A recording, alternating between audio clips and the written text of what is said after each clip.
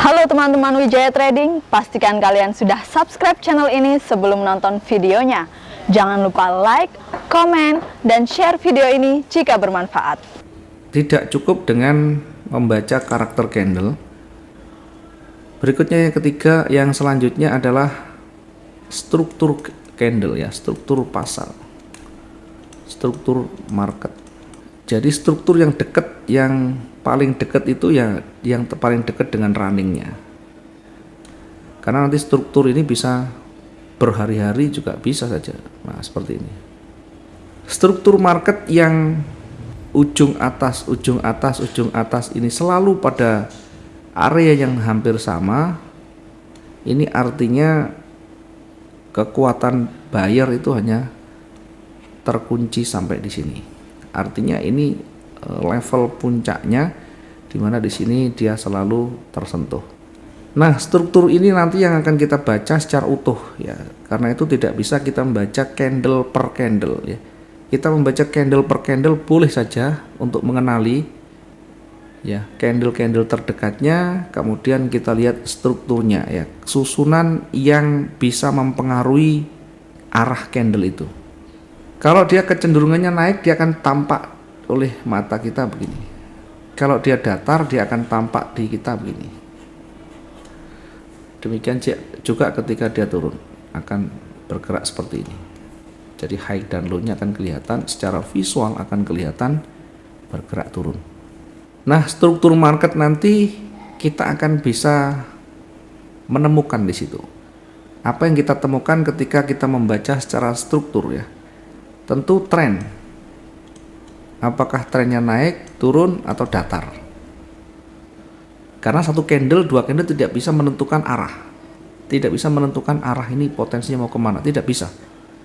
Walaupun sudah ada peluang, walaupun sudah ada pola candle doji, walaupun sudah ada pola candle angle fing dan sebagainya. Ini tidak menjamin menentukan arah. Karena yang bisa menentukan arah adalah strukturnya. Sementara petunjuk terakhirnya, signal dari pola ini hanyalah memperkuat bahwa struktur itu akan dikonfirmasi dengan candle-candle terakhir yang bisa menjadikan trigger kita untuk entry. Sehingga nanti membacanya juga harus secara menyeluruh. Artinya yang terlihat di situ yang banyak dominan, yang realistis, maka disitulah yang nanti kita akan lihat. Baru di candle-candle terakhir itu kita lihat karakter candlenya. Apakah di candle-candle terakhirnya itu ada dampak atau pengaruh yang signifikan terhadap candle sebelumnya? Nanti kita akan lihat secara menyeluruh ya. Yang pertama tadi ada karakter candle, yang kedua ada struktur candle, kemudian yang ketiga ini ada level, yaitu support dan resisten.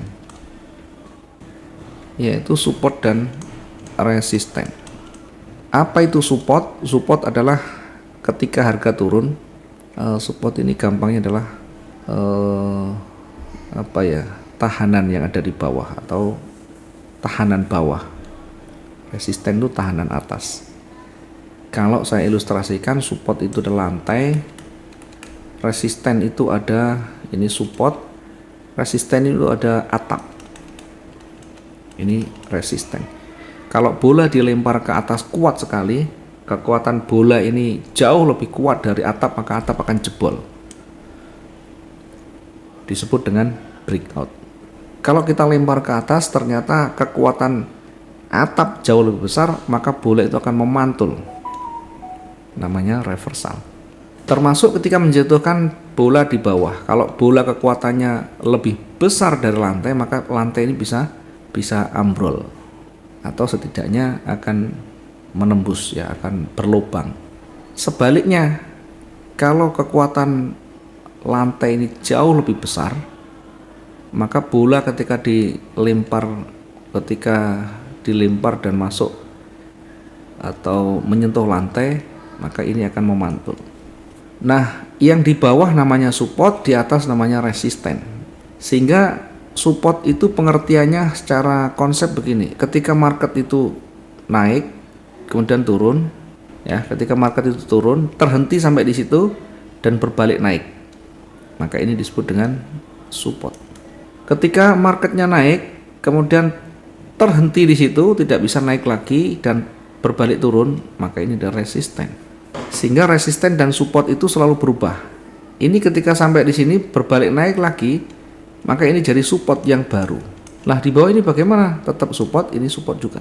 Ini support yang terdekat, ini support berikutnya. Ketika dia naik tidak menyentuh resisten di atas dan berbalik turun, maka ini jadi resisten yang terdekat dan seterusnya. Jadi support resisten itu dari mana melihatnya? Dari sumbu atau body? Boleh dari body. Kalau ada sumbunya maka bisa juga dari sumbunya. Pertama kita utamakan yang bodinya, baru ke sumbunya. Semakin banyak disentuh, semakin banyak sumbu menyentuh, semakin kuat level itu. Jadi kalau saya menyebut level, itu dilihat. Kalau dia bergerak ke atas berarti resisten, kalau bergerak ke bawah berarti level supportnya. Nah ini yang paling penting di dalam kita mempelajari price action. Support dan resisten itu harus diajar, harus dipelajari dan dipraktekkan secara berulang-ulang. Karena kalau kita mengikuti dasar, kalau kita mengikuti rumus ya, support resisten itu nanti bisa jauh ya, karena rumusnya panjang ya, harus dilihat harga bukaan, harga tertinggi, harga terendah, harga penutupan dibagi 4. Ini baru mencari pivot ya, baru mencari pivot, belum lagi nanti support 1, masih ada rumusnya lagi. Maka saya tidak menggunakan rumus ini karena kita menggunakan yang lebih mudah, yang lebih sederhana, mempercepat kita mengambil suatu keputusan dengan tidak mengabaikan aspek kehati-hatian. Sehingga contohnya seperti apa ya support resisten itu? Yang paling dekat saja kita lihat, yang paling dekat ya, yang paling dekat sih. Kalau kita lihat ini naik, kemudian terhenti di situ, kemudian balik turun, maka di sini ada level resisten. Kalau di atasnya ada sumbu-sumbu dan banyak disentuh, mana yang kita gunakan? Dua-duanya boleh, karena dua-duanya di bagian dari resisten. Sehingga kalau dia nanti bergerak naik, breakout-nya harus melewati levelnya juga. Market itu ketika dia mendekati level ini bisa memantul, ketika mendekati market yang di atas juga memantul begini. Kemudian ketika naik dan terhenti, maka di situ juga menjadi resisten. Yang pertama ini resisten. Ini resisten pertama tuh. Karena dilewati ya namanya breakout. Maka sekarang fungsi resisten yang di bawah berubah. Karena ada lebih tinggi, ada yang lebih tinggi. Maka ini menjadi resisten, yang di bawah ini fungsinya ganti supportnya. Fungsinya menjadi support. Ketika dia turun, break dilewati seperti ini, kembali ya. Fungsi support diganti menjadi resisten sekarang. Nah, supportnya di mana? Supportnya baru di sini. Ini supportnya. Naik turunnya ketika berada di wilayah support dia akan memantul ya. Kalau tidak lewat akan memantul. Lah itu kan lewat. Jadi kalau breakout itu sekali lagi meskipun ini dilewati kecil maka ini bukan breakout ya. Apalagi ada sumbunya. Nah, ini adalah wilayah namanya support. Di area di situ bisa memantul kembali ke atas. Termasuk di atas nanti di sini ada level resisten. Dia ketika menyentuh bisa nanti berbalik. Ini namanya kehati-hatian kita ketika mendekati area levelnya, mendekati area-area pentingnya. Karena di situ berpotensi memantul. Atau kalau lewat berarti breakout, dia akan lanjut. Kita lihat lagi yang sebelumnya.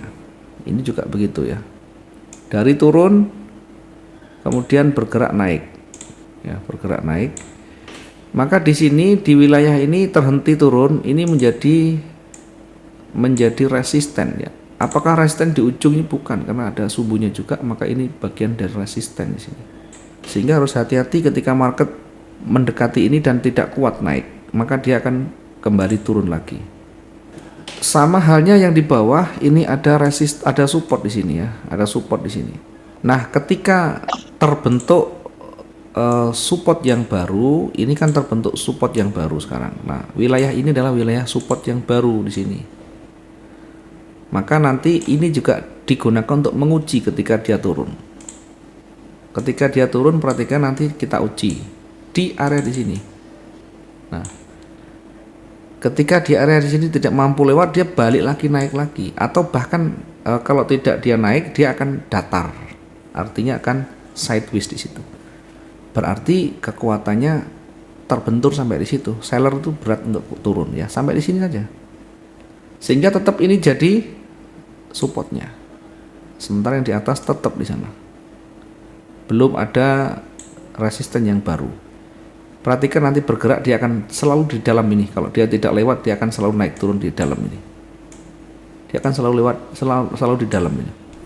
Artinya kita bisa lebih hati-hati. Oh, ternyata market ini masih berpotensi naik dan turun. Nah, kita nanti bisa manfaatkan kecil-kecil juga boleh. Artinya tidak sampai kita terjebak di dalam pergerakan yang panjang karena masih berada di dalam ini. Terus begitu sampai ada yang lewat. Sekarang ada yang lewat, ada break di sana, membentuk satu level yang baru, Apakah kalau breakout di sana akan lanjut? Bisa, tetapi karena ini range sudah terpenuhi, maka walaupun dia kuat, bisa balik lagi. Sehingga range itu dihitung dari yang terdekat dulu, high dan low-nya. Ini kemampuan pergerakan high dan low-nya. Dia akan mendekati sama. Nah, kalaupun lebih biasanya ada news. Ya, ada news yang berdampak besar. Ini pun tidak selalu kalau udah panjang begini, besoknya tidak sepanjang ini. Kemungkinan akan turun lagi seperti ini. Ya, seperti yang tadi malam kita buat itu ya. Kira-kira akan sepanjang ini. Ternyata lebih panjang lagi ya. Berarti kalau sudah dilewati kita gunakan yang lebih tinggi di sini. Memang ini. Nah, ini mendekati, dekat-dekat saja ya, tidak selalu jauh dan akan bergerak di kisaran yang terdekatnya. Sehingga kalau kita mengetahui seperti ini akan lebih hati-hati. Oh, di sini puncak-puncaknya. Oh, di sini, sehingga tidak terjebak juga ya. Ketika dia turun di bawah, kita ambil posisi sell. Misalkan yang rata-rata begini, di bawah ini kelihatan turun, ambil posisi sell di puncak di sini. Padahal ini di titik jenuhnya ya. Di sini ada level psikologinya, di sini ada sumbu, berpotensi akan memantul. Sehingga harusnya di sini mengambil posisi itu buy bukan sell. Termasuk yang di atas ya, terjebak dengan trennya naik, mengambil posisi buy pas di ujung tebel begini. Ini namanya bingung ya. Buy di situ ya. Begitu naik, marketnya anjlok lagi. Ya, meskipun di ke depan nanti tetap ada peluang, tapi kalau kita tidak punya ketahanan kan nanti bisa panik duluan. Jadi akan bergerak seperti ini saja. Hari ini pun sama, dia tidak akan jauh beda dengan seperti ini. Kalau kita punya transaksi yang masih jauh, harganya di sini ya jangan bermimpi satu hari itu bisa kembali. Kecuali ada news yang sangat berdampak besar. Kalau dalam kondisi normal akan berat untuk bergerak ke sana. Bahkan yang panjang seperti ini pun kalau bergerak masih belum ada, masih jauh. Ya, masih jauh. 2 hari berturut-turut, hari Kamis Jumat sudah panjang. Hari Kamis kemarin udah panjang, hari Rabu udah panjang, hari Jumat biasanya akan lebih pendek lah, akan berkurang nantinya. Kalau hari Rabu Kamisnya pendek-pendek, hari Jumat bisa panjang, jauh lebih panjang. Ya, ini kalau kita membaca satu level ya, ada level, ada range.